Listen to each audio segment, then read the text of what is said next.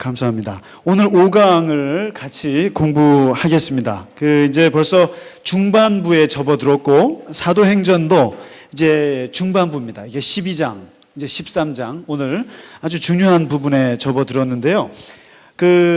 첫 시간에 말씀드렸습니다만은, 사도행전에서 나오는 대표적인 교회는 딱 3개입니다. 예루살렘 교회, 두 번째가 안디옥 교회, 그리고 이제 에베소 교회. 물론 많은 교회들이 있지만 핵심적인 교회가, 그러니까 예루살렘 교회는 베드로, 그 다음에 안디옥 교회, 오늘 공부할 안디옥 교회는 그야말로 생각지 않은 무명의 신자들이 만들어낸 기가 막힌 교회. 그리고 에베소 교회는 바울이 3년 동안 피를 토하면서 두란노 서원에서 가르쳤던 그 씨앗이 이제 에베소 교회거든요. 그래서 이 3개의 대표적인 교회가 있는데, 오늘 이제 이 생겨난 것이 안디옥 교회입니다. 이 안디옥 교회는요, 이제, 이거 잘못 가져왔구나. 긴 거 있었는데 짧은 걸 가져왔네요. 스데반의 죽음이라는 것이 정말 파장이 컸습니다. 예루살렘에서, 지지난주에, 스데반이 죽지 않습니까? 죽는데, 이 죽음의 파장이라고 하는 것이 이제 교회를 흩어뜨리게 하는 엄청난 폭발력을 갖고 있었던 거죠. 그래서 이제 그때 이후로 우리가 지난주에 공부하셨습니다마는 거기에 빌립이라는 집사가 사마리아로 뚫고 들어가기 시작했고, 거기에 베드로도 따라가고 요한도 따라가고, 이제 이 복음이 이렇게 해서 이제 다메섹, 여기서 이제 바울이 회개하지 않습니까? 근데 이미 이제 이 복음이 자꾸만 위로 올라가는 거예요. 위로 올라가면서 여기 오늘 보시면 여기가 페니키아예요. 페니키아. 혹시 페니키아라고 들어보셨죠? 세계사 시간에 영어 문자 이런 거에 원조. 요 페니키아 지역이 여기예요. 이스라엘 위에. 요쪽 지역이랑 여기가 사이프러스예요. 이게 성경 번역을 제발 세계사에서 하는 번역이랑 똑같이 했으면 정말 좋겠어요. 저는 세상에 아수르가 아시리아인 줄 교회 다니고 나서 알았어요. 그렇게 고등학교 때 아시리아 많이 배웠거든요. 근데 그 아시리아가 아수르인 줄은 몰랐죠. 다시 말해서 성경의 역사와 세계사가 따로 노는 줄 알았단 말이죠. 근데 아니에요. 완전히 같은 역사인데, 이게 지금 구브로라고 하니까 이게 도대체 무슨 섬인가? 이게 사이프러스 많이 들어보셨죠? 아주 음란한 섬. 그리스 신화에 나오는 이 사이프러스하고 이쪽 페니키아 쪽에 복음이 퍼지기 시작했는데요. 여기서 이제 복음을 받은 사람들이 예루살렘 교회, 정말 센스 만점이십니다, 집사님. 예. 이 복음을 예루살렘 교회에서 훈련을 받았으니까 이분들이 복음은 당연히 유대인에게만 전하는 줄 알았어요. 그리고 이 스데반도 유대인이에요. 헬라파 유대인인 거죠. 해외파 유대인인 거지 다 유대인이에요. 그래서 그냥 유대인에게만 회당을 찾아가서 복음을 전했는데, 여기 마침 안디옥이라는 곳이 있어요. 이게 아주 대단한 데입니다. 그 당시에 저기 로마 있지 않습니까? 로마가 수도죠. 그 다음에 여기 알렉산드리아 여기 있죠. 여기랑 요 삼각형 여기 3개가 3대 도시예요. 3대 메트로폴리탄 시티입니다. 그러니까 특히 저기가 서방이에요. 서방이고 이쪽이 동방이란 말이죠. 동방인데 특히 이쪽 중국 쪽이랑 연결하는 여기가 바로 가운데 있어요. 이쪽 지역이. 그러니까 이스라엘은 서양이라고도 할 수 없고 동양이라고도 할 수 없는데, 이 안디옥이라고 하는 곳이 굉장한 도시인데 인구가 한 50만 정도 됩니다. 50만 정도 되는. 그래서 여기에 굉장한 항구 도시인데, 여기에서 이제 사람들이 유대인들에게만 복음을 전했어요. 그런데 이상한 일이 벌어졌어요. 사람들이 갑자기 무슨 마음이 들었는지 그리스 사람들한테도 복음을 전한 거예요. 그냥 심심해서 그랬는지 모르겠어요. 이방인들에게도 복음을 슬슬 전했는데 웬걸요? 너무 잘 받아들이는 거예요. 너무 잘 받아들이면서 사람들이 꾸역꾸역 모이기 시작했어요. 모이면서 그냥 교회가 만들어졌어요. 공동체가. 그런데 여기는 완전 이제 그 이방인들로 이제 교회가 구성이 됐는데 이 소문이 어디까지 나냐면은 예루살렘으로 소문이 퍼진 거예요. 베드로한테 간 거죠. 아, 사람들이 저쪽 안디옥으로 가다가 복음을 전했는데 이방인들에게도 살짝 전했는데 그게 먹혀들기 시작했더라. 그래서 사람들이 모였는데 그 수가 만만치 않다. 이렇게 됐습니다. 그래서 이제 제가 로마 제국 쇠망사라고요. 그 고전 중에 고전이 있거든요. 그 에드워드 기번이라고 하는 사람이 쓴 한 6권짜리 만한 책이 있어요. 그래서 제가 그거 읽어보려고 전집을 사서 있는데 아직도 6년째 못 읽고 있는데요. 근데 1권만 읽었어요. 근데 1권에 뭐가 나오냐면 뒷부분에 기독교 부분이 나와요. 에드워드 기번이 기록한 기독교 부분이 나오는데 거기에서 그런 얘기를 했어요. 요 안디옥이 50만의 인구 중에 10만 명이 크리스찬이었어요. 10만 명이. 그리고 3천 명이 유급 봉사자로 있었어요. 이제 300년 후에 이 기독교가 국교화 됐을 때 그만큼 이 안디옥이 굉장히 기독교에 이제 그 엄청난 그 이제 부흥이 있었던 곳인데 여기에서 이제 보니까요. 예루살렘 교회에서 들어보니까 이 안디옥의 교인들은 많은데 뭐가 없어요? 지도자가 없어요. 그래서 이 베드로와 야고보와 이 지도자들이 사람을 보냈는데 누굴 보냈냐면요. 바나바를 보냈어요. 바나바 하면 떠오르는 게 혹시 있으신가요? 바나바. 착한 사람이죠. 예, 그리고 재산을 바친 사람이잖아요. 그리고 이 사람이 굉장히 바나바 하면 성격 좋기로 유명한 사람이에요. 너무너무 성격이 좋고, 그리고 그 피스메이커예요. 완전히 피스메이커예요. 그래서 이제 일찌감치 그 바울을 예루살렘 교회로 끌어들였던 사람이잖아요. 근데 이제 예루살렘 교회에서 이 바나바를 안디옥 교회로 보냈어요. 보냈는데 가서 이제 떡하니 바나바가 가서 열심히 해보니까 이게 목회라는 게 사람 좋다고 되지 않습니다. 이게 인간성 좋다고 목회 잘하는 거 아니에요. 그러니까 만일에 제가 인간성만 좋고요. 하나도 못 가르치면 어떻게 하시는지 아세요? 여러분 되게 교인분들이 되게 뭐 이렇게 얕다 그러면 그럴지 몰라도 이게요. 사람이 착하잖아요. 목사가 착하고 성품 좋고 훌륭한데 설교도 못하고 가르치지 못하잖아요. 그건 쫓겨나요. 근데 성격은 괴팍하고 성격은 막 되게 이상한데 설교라도 잘하면요. 그 목사는 잘 안 쫓아내요. 이상하죠. 이게 예? 뭐라고요? 아니에요? 아, 그래요? 죄송합니다. 쫓아내지 말라달라는 그런 간곡한 말씀인데, 근데 이 바나바가 성격은 좋은데 가서 든 건 좀 없어요. 그러니까 바나바가 여기에서 퍼뜩 생각이 나는 사람이 있는 거죠. 가까운 곳에. 어디죠? 다소에 10년째 여기서 그냥 미지의 세월을 보내고 있는 바울이 생각나는 거예요.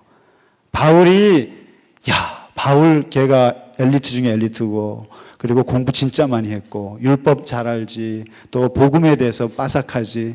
근데 성격이 좀 모나긴 했지만 걔랑 같이 해야겠다. 그래서 당장 달려가서 다소에서 데리고 와요. 청빙을 합니다. 그래서 두 사람이 목회를 같이 합니다. 같이 하는데, 그러니까 바울은 말씀을 가르치는 거죠. 지식에서는 뛰어난 거죠. 성격이 좀 뭐해서 그렇지. 이게 아니면 아닌 거거든요, 이 사람은. 근데 바나바는 둥글둥글한데 든 게 없으니까 그거는 바울에게 맡기고 자기는 사람을 이렇게 두루두루. 그러니까 이게 공동목회가 바나바는 어머니, 바울은 아버지. 그리고 그러니까 바울은 그야말로 설교 목사. 그리고 이 바나바는 신방 목사. 그리고 이렇게 두루두루 기가 막히게 둘이 조화를 잘하죠. 너무너무 성격이 잘 맞았고, 그리고 이 두 사람의 이 인연은 앞으로도 몇십 년을 더 갑니다. 그래서 이제 이 안디옥 교회에서 둘이서 이제 그 목회를 1년 동안을 굉장히 열심히 재밌게 했어요. 재밌게 하면서 얻어낸 것이 하나 있는데 그게 뭐냐면 크리스찬이라는 말을 얻어냅니다. 거기서. 그러니까 안디옥, 우리가 이제 우리를 두고 그리스도인이라고 그러잖아요. 그 말이 태동한 곳이 바로 안디옥이에요.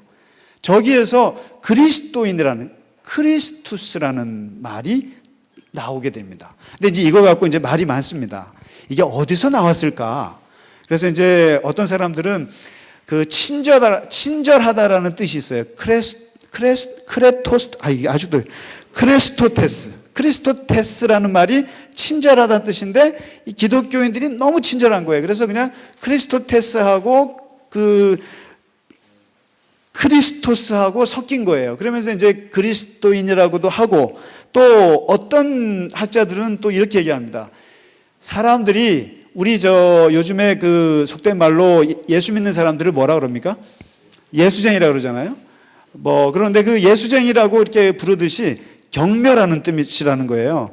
크레스투스라는 게 이게 노예라는 뜻이라는 거예요. 노예. 그래서 노예를 부를 때 크레스투스인데 그거랑 그 그리스도인이랑 비슷하니까 그냥 같이 부른 거예요. 그러니까 저 예수쟁이들 하면서 이방 사람들이 불러냈는데 그게 기독교인들의 자기 정체성이 돼버린 거죠. 그게 안디옥 교회에서. 그래서 이게 우리는 그리스도인입니다라고 해서 홍보한 게 아니고요. 그냥 안디옥 사람들이 불러줘서 생긴 이름이 그리스도인이에요. 그래서 이제 그리스도라는 이름을 이제 얻게 됐는데, 근데 이 교회가 참 재밌는 게 정말 어떻게 보면 이 예루살렘 교회는 베드로가 세운 거 아닙니까? 어떤 면에서 사도들이 세웠죠. 근데 이 안디옥 교회는 평신도들이 세운 거거든요. 그런데 이 사람들에게 뭐가 있냐면 의리가 있었어요. 의리가 있었는데 이미 이때 이 안디옥 교회가 예루살렘 교회보다 훨씬 커졌어요. 훨씬 커졌고 경제적으로도 훨씬 더 부유했어요. 이 교회가요. 근데 이 교회는 뭐가 있냐면 우리에게는 모교회가 있다는 의식이 있었어요. 모교회가. 왜요? 예루살렘 교회에서 바나바를 보내주고 바울을 보내줬다고 하는 고마움이 여기서 있어요. 그런데 그때 마침 여기서 무슨 일이 터지냐면은 엄청난 기근이 와요. 예루살렘에. 그래서 아가보라고 하는 선지자가 예언을 했어요. 예루살렘에 엄청난 기근이 있을 거라고. 그때 저 안디옥 교회가 가만히 있질 않아요. 가만히 있질 않고 여기서 이 사람들이 돈을 모아요. 돈을 모아가지고 그 헌금을, 굉장히 큰 돈이에요. 그 큰 헌금을 모교회 예루살렘 교회에다 갖다 줘요. 근데 갖다 주는데 그 갖다 준 그 사절단이 누구냐면 바로 바울과 바나바예요. 그래서 바울이 두 번째 예루살렘으로 들어가게 됩니다. 그렇게 해서 이제 이렇게 되는데요. 그만큼 모교회를 생각할 줄 아는 교회인데 참 훌륭하죠.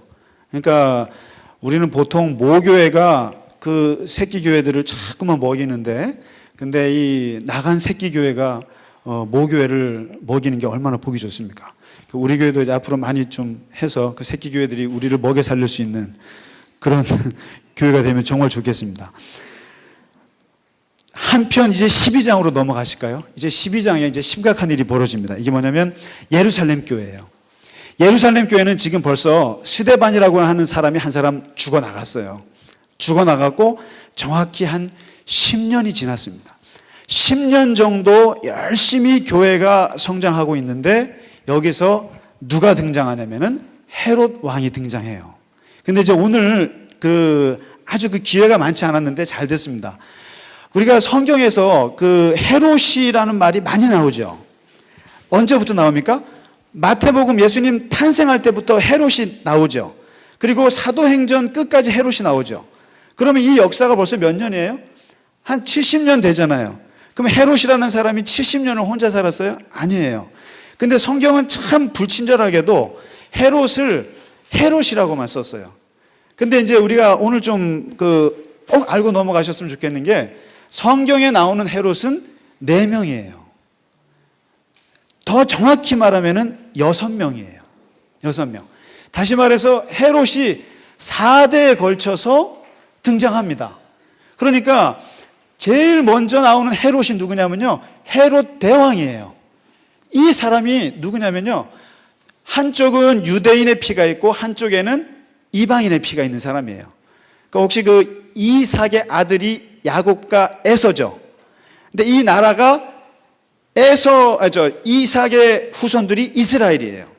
그리고 에서의 후손가 옆에 에돔이에요. 그러니까 이거는 이방도 아니면서 형제도 아니에요. 형제면서도 이방이에요. 이 두 관계가. 그런데 이 에돔의 피를 갖고 있는 헤롯이라는 사람이요, 얼마나 정치력이 뛰어난지요. 이 사람이 로마 황제들하고의 그 엄청난 권력 투쟁과 그 줄타기를 통해서 뭘 얻어내냐면은 유대인의 왕이 됩니다. 헤롯 대왕이요. 그래서 34년을 해먹어요. 근데 이 헤롯 대왕의 일대기는 정말 눈물이 나요. 정말 사람이 권력을 위해서 저렇게까지 정말 대단한 사람이에요. 쉽지 않습니다. 34년을요, 유대인들에게서 반은 의심을 받죠. 유대인이 아니니까. 그러면서 동시에 로마 황제의 정권이 바뀔 때마다 눈치 보면서 34년을 살아왔다고 생각해 보세요. 대단한 사람이에요. 근데 이 사람이 34년 동안 길을 닦았고요. 이 사람이 예수님 태어날 때 유아 학살했던 사람이 그 헤롯 대왕이에요. 그리고는 곧 죽어요. 그 다음에 이제 두 번째 세대가 누구냐면은 세 아들이 다스리는데, 예수님이 공생애 활동할 때는 헤롯이 셋이 나와요. 아켈라오, 안티파스, 빌립. 이 세 아들이 나눠서 하는데, 예수님이 이런 적이 있었죠. 저 여우도 굴이 있지, 그런 말 한 적이 있었잖아요. 근데 그 여우가 누구냐면은 헤롯 안티파스라는 헤롯이에요. 그러니까 이 이제 아들 때예요. 근데 이제 그러니까 요 애들은 능력이 없어가지고요, 큰 아들은 유대 땅 쪽으로 다스렸고, 그 다음에 둘째 아들은 저기예요, 갈릴리 쪽으로 다스리고, 셋째 아들은 저기 북쪽을 이렇게 해서 나눠서 했어요. 능력이 안 되니까. 그러다가요, 오늘 보실 사람이 누구냐면 헤롯 아그리빠 1세예요. 이 사람 대단한 사람이에요. 뭐냐면 할아버지 헤롯 대왕이 아내가 10명이었는데요. 10명 중에서 자기 아버지가 할아버지한테 반역해가지고 그냥 그 할아버지의 손에서 자기 아버지가 죽는 걸 보고 자란 사람이에요. 그 우리나라 누구 같죠? 정조대왕 같은 사람이에요. 그래서 사촌들 눈치 보면서 어렸을 때 그냥 비참하게 살았어요. 그래서 일찌감치 유대 땅에서 못 살아가지고 로마로 가서 그 권력의 그 세계에서 눈치로 그냥 살았던 사람이에요.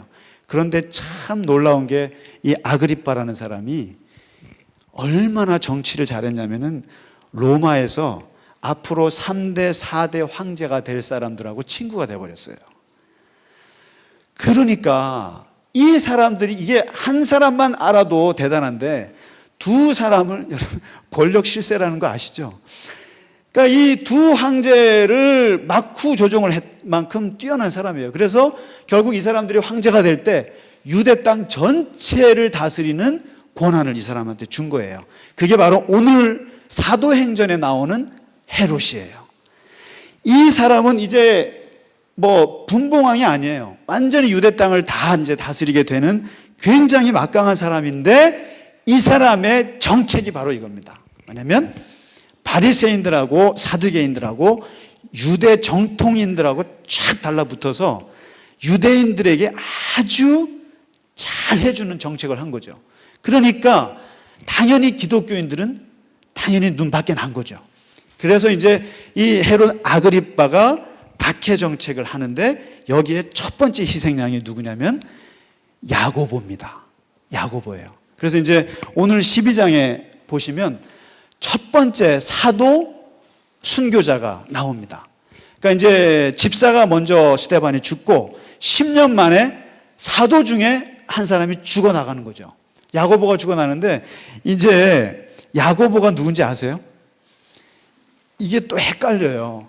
헤롯이 성경에 6명이 나오는 것처럼 야고보도 너무 많이 나와요. 그래서 한번 참고로 좀 알아두시면 좋겠어요. 예수님의 제자 중에 재밌는 게 형제 그룹이 3그룹이나 있어요. 형제가요. 그러니까 6명이 다 형제예요. 그러니까 베드로의 형제 혹시 누군지 아세요? 베드로의 형제? 베드로도 형제가 따라다녔어요. 안드레예요. 안드레. 그 그리스 정교회의 대주교가 안드레입니다. 안드레. 근데 이 바로 베드로와 안드레가 형제고요. 그 다음에 요한복음을 쓴 요한과 야고보가 형제예요. 그 다음에 또 제자 중에 야고보가 또 있어요. 그 알페오의 아들 야고보와 다데오라는 사람이 또 형제예요. 그러니까 벌써 예수님의 제자 중에 야고보가 둘이나 있어요. 그 다음에 성경에 나오는 야고보가 얼마나 많은지 아세요? 구약에 혹시 누가 있는지 아세요? 구약에?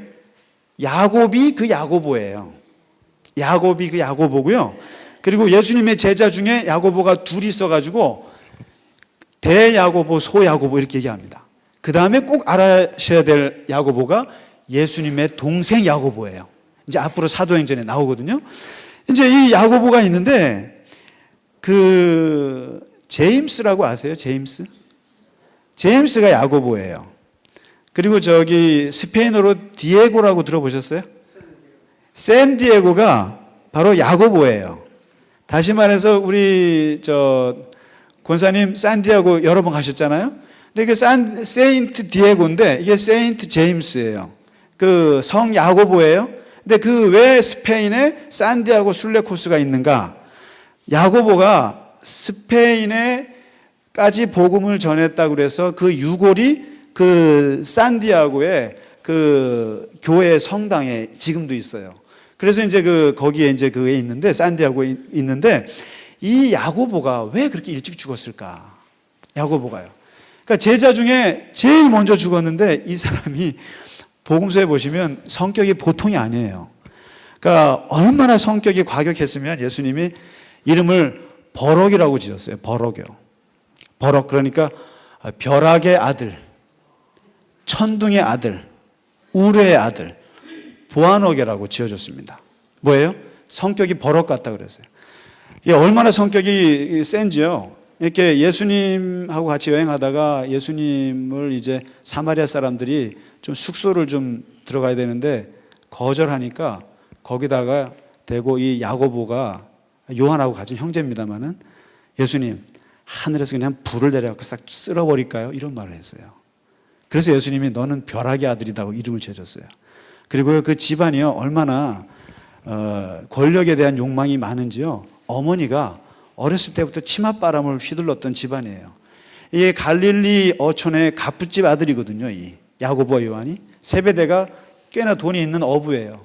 그게 어머니는 얘네들 출세에 마음이 깊었던 분이에요. 그래서 예수님한테 예수님이 성공하시면 하나는 좌의정 하나는 우의정 해갖고 청탁을 했어요. 어머니가요. 그래서 유일한 복음서에 청탁 사건이 나와요. 그것도 치맛바람 청탁 사건.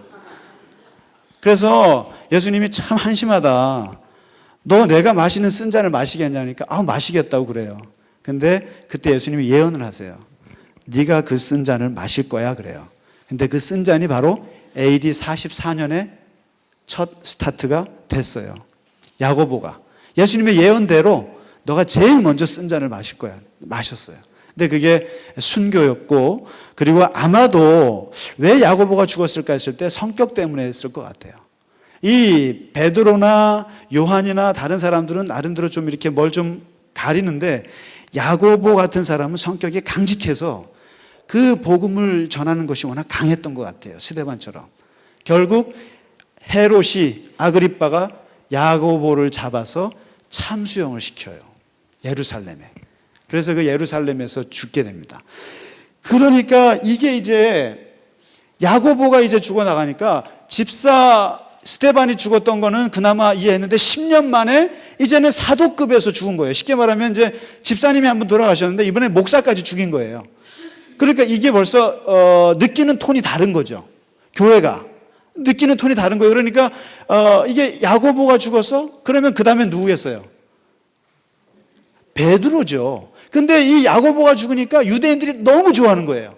그러면서 헤롯의 지지도가 막 올라가는 거예요. 지지도가 막 올라가니까 갑자기 헤롯이 더 신나서 베드로를 잡았습니다. 베드로를 잡아서 체포하는데 이게 베드로를 얼마나 심각하게 생각했는지를 보면 이 감옥의 구조를 보면 알 수 있어요. 베드로를 잡았는데 몇 명이 포위를 해요? 16명이 포위를 합니다. 한 사람을 놓고 4인 1조 4개 조를 가동시킵니다. 이게 보통 일이 아니죠. 어떻게 한 사람이면 한 사람만 지키면 되지 16명이서 조를 나눠서 베드로를 감옥에서 지키는 거죠. 그러다가 이제 시간이 지나면 이제 얘도 참수형 시키려고 이제 준비를 하고 있었죠. 그게 오늘 이제 12장이거든요. 근데 여기서 이상한 사건이 터져요. 아주 이상한 사건이 터지는데, 아니, 베드로가 감옥 가니까 교인들은 어떻게 해야 되겠습니까? 어떻게 해야 되겠어요?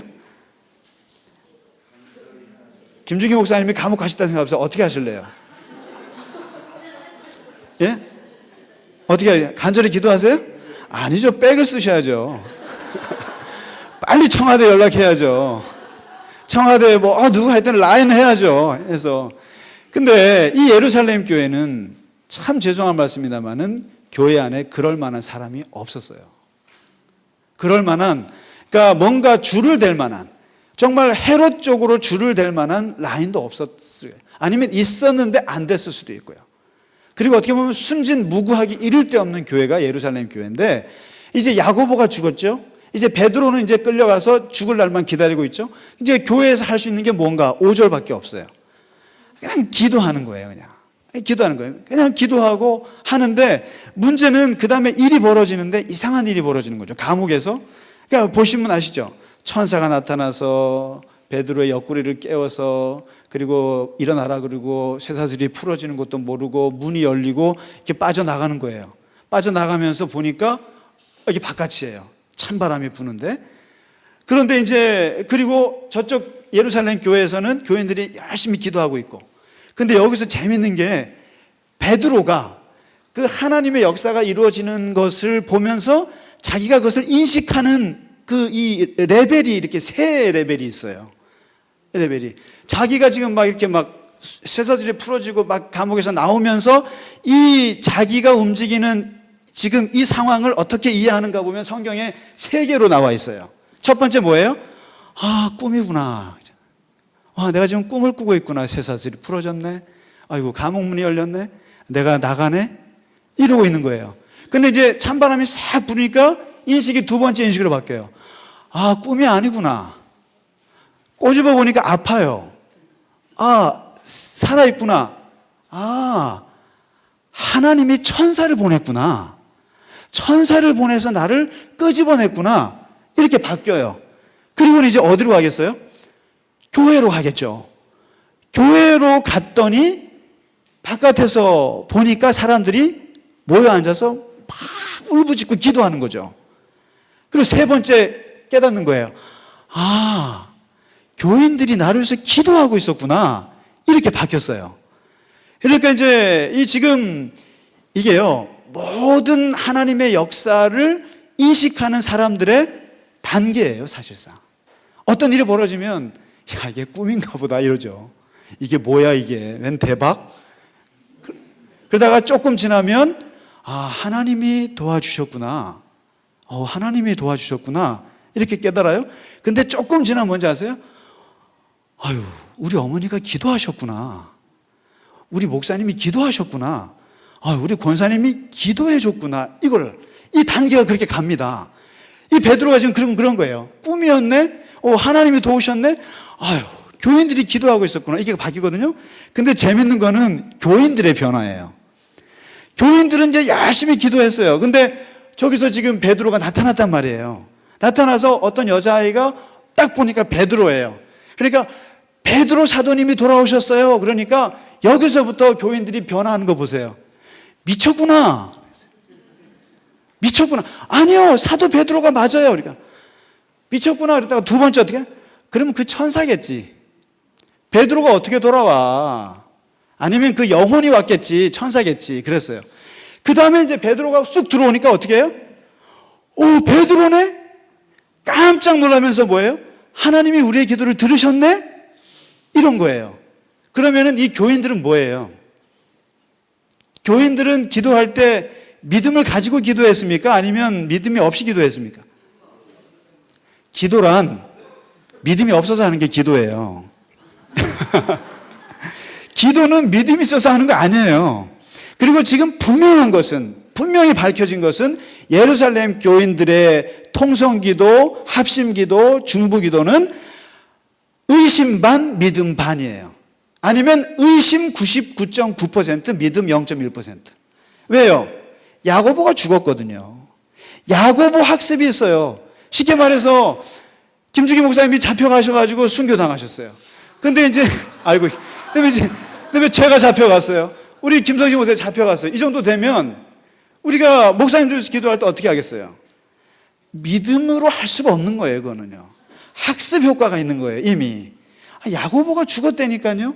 죽었는데 베드로는 당연히 죽을 줄로 믿고 확신을 가지고 기도한 거예요. 왜요? 무서워서요. 그래서 이 기도라고 하는 것은요, 절대로 믿음이 있어서 하는 게 아니에요. 그래서 기도는 믿음 있는 분들이나 하는 거지 절대로 믿음이 없어서 하는 게 기도예요. 이렇게 말하면 너무 기분이 좋지 않으세요? 그리고 기도할 때는 항상 누군가를 위해서 기도할 때는 항상 우리가 거의 90% 이상이 의심이에요. 솔직히 말해서 제가 요즘에 우리 아이 이제 대입을 앞두고 기도하잖아요. 그러면은 제가 확신을 가지고 기도할 것 같으세요? 100% 불확신을 가지고 기도해요. 안 될 줄로 믿고 기도하는 거예요. 근데 되면 은혜라는 거예요. 그러니까 우리가 누군가를 위해서 기도한다는 것은 불안해서 하는 거지. 그러니까 지금 그러잖아요. 미쳤구나 너. 베드로가 어떻게 살아와? 지금까지 계속 베드로 살려달라고 기도해놓고는 살아고 왔다니까 미쳤구나. 아니면 그 귀신이야 걔. 안 믿잖아요. 그럼 뭐예요? 기도할 때 믿음이 있어서 기도하는 게 아니라는 거예요. 그런데 정말 놀라운 것은 하나님이 받으시는 것은 그 사람의 믿음을 받는 것보다는 그 기도하는 것 자체를 보신다는 것 같아요. 그러니까 기도했다라는 거예요. 두려움과 떨림과 눈물과 불안함과 공포를 가지고 기도했는데 그 기도하는 모습이 예쁜 거죠. 그거를 두고 하나님이 역사하시는 거지. 그러니까 결국 우리의 노력과 우리의 믿음하고는 상관없이 역사하시는 거지, 사실상 우리는 그냥 하나님이 하시라고 하시는 것뿐이죠. 그래서 우리가 수요 중보기도도 하고 하잖아요. 할 때 솔직히 말해서 10명 앉아서 얼마나 많은 대단한 영역을 발휘하겠어요. 아무것도 없어요. 다만 기도하는 것 자체를 하나님께서 정말 어여삐 보셔서 들어주시는 거지. 그래서 응답되는 것은 은혜라고 하는 거죠. 내가 믿음이 좋아서 응답됐다는 건 율법이죠. 그러니까 지금 요 예루살렘 교회가 그걸 너무너무 잘 보여줬어요. 너무너무. 기도는 의심으로 하는구나.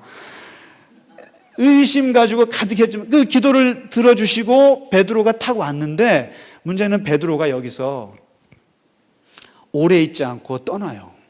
떠나면서 여기서 의미심장한 말을 합니다. 감옥에서 있었던 얘기를 해주면서 이 이야기를 야고보한테 해줘라. 근데 여기서 말하는 야고보가 누군지 아시죠? 예수님의 동생 야고보예요.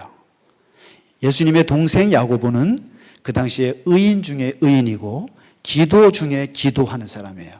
그리고 유대인들에게 엄청난 존경을 받는 사람이에요. 야고보가. 그리고 물은 피보다 진하다고 예수님의 형제라고 하는 어드밴티지도 대단했어요.